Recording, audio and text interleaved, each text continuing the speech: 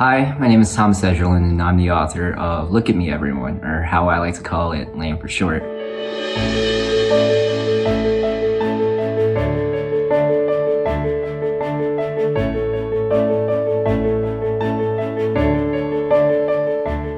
So this book, Look at Me Everyone, LAME for short, plans to explore the intersections of many things such as popular culture, fashion, business, social psychology, consumerism.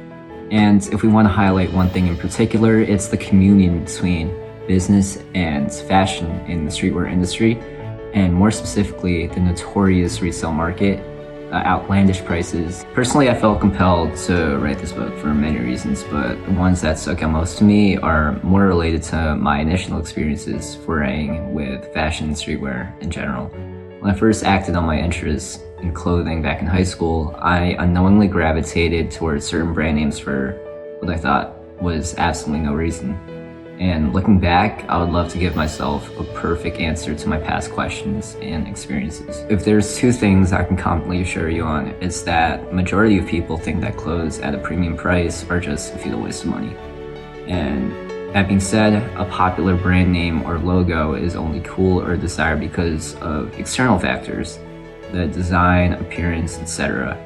So being someone who has held that opinion and explored the other side of it, as well as have had an extensive history with streetwear and the whole culture behind it, plus my analytical mindset, I feel like I can formulate a unique perspective and opinion that could be appealing to you or any reader in general interested in the history and art of clothing. So this book, Look at Me Everyone, plans to include stories, anecdotes, and valuable insights from people such as Daniel Day, otherwise known as Dapper Dan, Kanye West, Sean Stussy, Bobby Kim, and many more. One of the coolest stories I share in this book is probably the story about Harlem legend Daniel Day.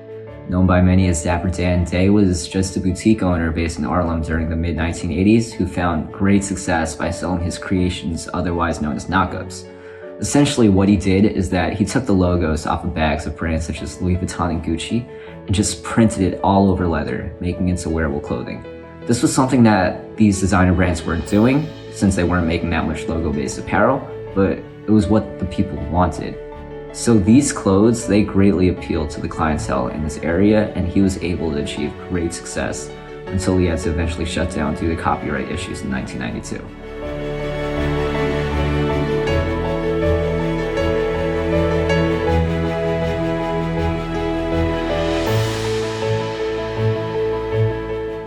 My hope for this book is to essentially try to bridge the gap between those who are interested in fashion streetwear and those who are not.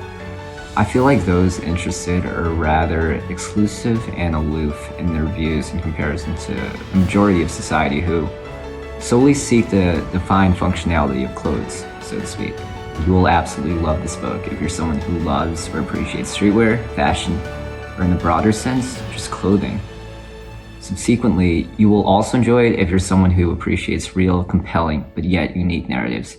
Really, the beauty behind streetwear and clothing in general is that the whole growth and iconicism of the industry is predicated on rich stories behind these brands themselves. My name is Thomas Edralin, and my book, Look at Me Everyone, invites you to a unique perspective regarding the rapidly growing subculture known as streetwear.